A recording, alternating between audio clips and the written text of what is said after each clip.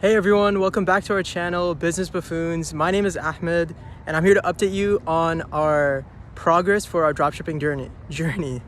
Excuse my mess up.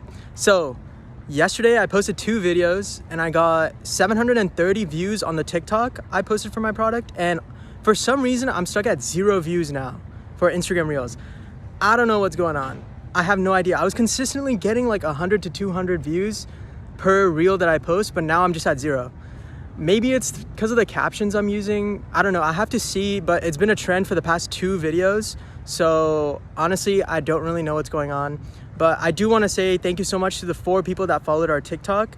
We're now at 23 followers on TikTok. In case you guys haven't followed us, it's at Business Buffoon on TikTok, and on Instagram Reels, it's at Business Buffoons. But yeah, we really appreciate every single one of you that's subscribing to us. We're now at, I think, 340 subscribers last I checked.